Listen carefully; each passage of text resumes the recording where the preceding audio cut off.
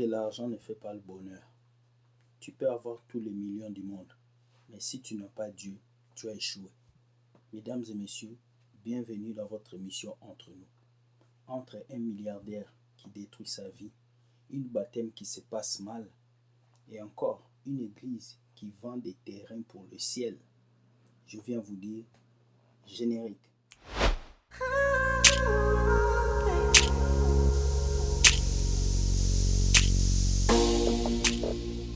L'argent ne fait pas le bonheur.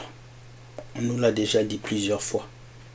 Quand bien que tu peux avoir des villas, des voitures, si tu n'as pas la paix intérieure, tu es foutu.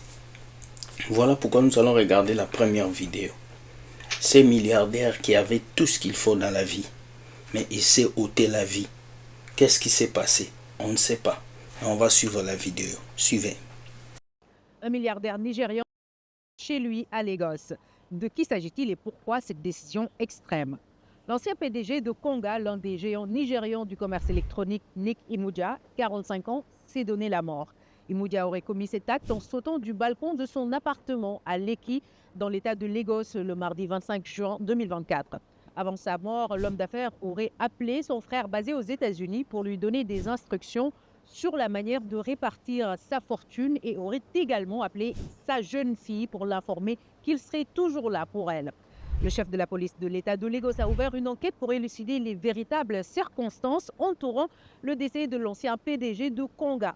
Ancien directeur général de Nokia, Imudi a supervisé la gestion de l'activité du géant finlandais de la téléphonie en Afrique de l'Ouest et du Centre pendant plus de 8 ans avant de rejoindre Alcatel en tant que directeur régional en Afrique de l'Ouest et du Centre. Vous avez suivi la vidéo comment est-ce que ce milliardaire s'est ôté la vie. Il avait tout ce qu'il faut. Villa, voiture, des belles femmes. Mais la raison pour laquelle il s'est ôté la vie, c'est à cause d'un divorce. Sa première femme l'avait quitté et à cause de ça, il était tout seul. Il a commencé à se renfermer sur lui. Malgré sa richesse, malgré son argent, il n'y a rien qui pouvait ramener cette joie qu'il avait. Voilà pourquoi vous devez prier pour vos frères, vos sœurs, vos amis, votre entourage. Ce que les gens vivent à l'intérieur d'eux, personne ne sait. Il n'y a que Dieu qui sait.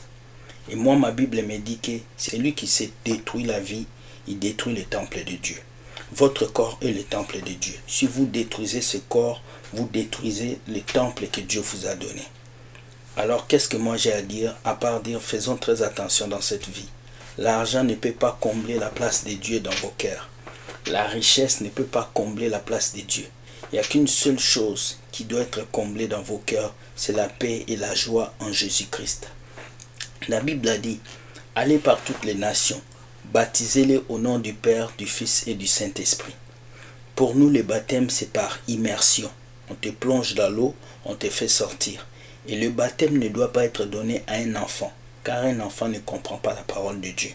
Mais le baptême doit être donné à quelqu'un qui a compris, qui est conscient du péché. Mais nous avons nos autres frères qui portent des robes blanches là-bas, qui font un baptême bizarre. Regardez-moi ce baptême. Regardez le baptême. Au nom du Père, au nom du Fils, au nom du Saint-Esprit, tout le monde dit Amen. J'espère, Nambi, Kenny, Ulysse.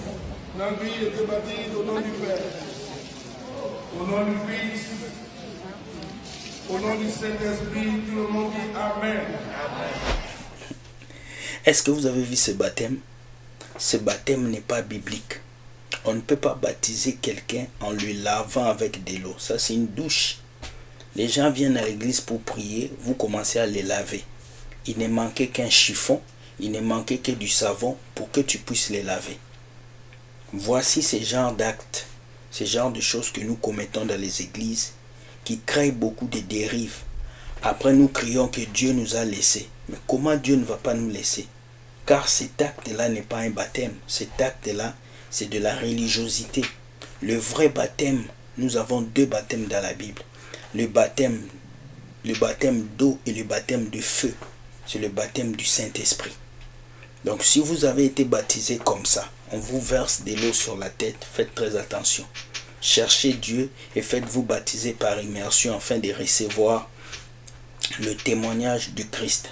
C'est très important. Ça, ce n'est pas un baptême. Je suis contre ça. La totale. Quand je vis cette vidéo, j'ai commencé à rire moi-même. Quand je vis cette vidéo, je commençais à me dire, ça y est, nous avons touché le fond. Oui, ça y est. Dès que j'ai vu cette vidéo, je me suis dit, ça y est, nous avons touché le fond. Regardez la vidéo, regardez, lisez plutôt ce qui est écrit sur la vidéo. Lisez, j'ai traduit ça en français pour vous, regardez. Christian church in Mexico is selling plots of land in heaven starting at $100 per square meter. You can even pay with American Express, Apple Pay or set up a payment plan. The pastor of the Church of End Times says he spoke to God in 2017 and he authorized the sale of his plots. And buying any plot, regardless of the size, secures your spot in heaven. So far they've already collected millions of dollars from selling the supposed land. Could this be one of the largest real estate scams in history? Vous avez lu? Cette église vend des portions de terre du ciel aux fidèles. Ça vous tourne le cerveau. Donc, dans cette église, le pasteur vend des petites parties de terre qui est au ciel. Le ciel qu'on appelle, on ira au ciel, le paradis. Il vend ça aux gens sur la terre. Mais c'est quelle aberration que nos églises prennent aujourd'hui? Pourquoi? Pourquoi vous faites ça? Depuis quand Jésus a dit qu'il faut que vous commenciez à vendre des places pour le ciel? La Bible dit, ni les fils de l'homme, ni quelqu'un d'autre connaît, si ce n'est le Père qui connaît le jour. Aujourd'hui, il y a beaucoup de gens qui prennent des vacances pour aller au paradis. J'étais au ciel, j'ai vu ça. J'étais au ciel, j'ai vu ça. J'étais au ciel, j'ai senti ça. Est-ce que tu étais vraiment au ciel? Peut-être pas. Et voilà dans quelle génération nous vivons, où des pasteurs sont prêts à vendre des places du ciel aux gens. Et les gens acclament, les gens disent que c'est normal, ce n'est pas normal. La Bible dit quoi? Dans les derniers temps, les gens vont avoir les doctrines des démons. Et ça, ce sont les doctrines des démons. Vous ne devez pas faire quelque chose pareil. Le salut ne s'obtient pas par l'argent. Le salut ne s'obtient pas par des enveloppes. Le salut s'obtient en acceptant le Seigneur Jésus comme Seigneur et Sauveur. Chose que beaucoup de chrétiens ont oublié aujourd'hui. C'est triste, hein? C'est triste. Une église qui vend des parties des terres. donc au ciel là-bas, vous commencez à vendre des parties. Alors que le ciel ne sera garanti qu'à travers la repentance et une vie de sanctification. La Bible dit, sans la sanctification, personne ne verra Dieu. Faites très attention les amis, nous sommes à un moment où l'église est dérivée. L'église bâtiment fait certaines choses qui ne sont pas du tout bibliques. Babylone a pris place à l'église et Babylone utilise ces gens que vous appelez pasteurs, prophètes. Certains sont utilisés par Babylone pour vous faire tomber et pour vous amener en enfer. Voilà pourquoi vous devez prier que Dieu vous donne la repentance, que Dieu vous donne le discernement, afin que vous discernez le vrai et le faux.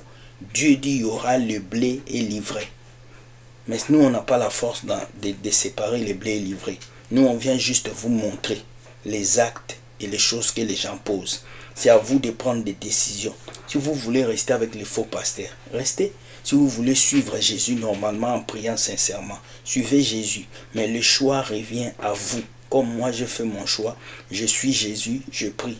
Si tu veux aussi faire ce choix, ça revient qu'à toi. Dites-moi ce que vous pensez de ces vidéos. Qu'est-ce que vous avez comme parole à me dire? Je vais lire vos commentaires. Soyez polis et explicites dans vos vidéos, dans vos commentaires. Je vais vous répondre. Si vous avez des messages à m'envoyer ou même des vidéos, voici mon email. Écrivez-moi, je vais vous répondre. Ça va me faire plaisir. Ce soir, nous avons notre live qui a pour titre Génération Uza. Si Dieu ne t'a pas appelé, ne viens pas.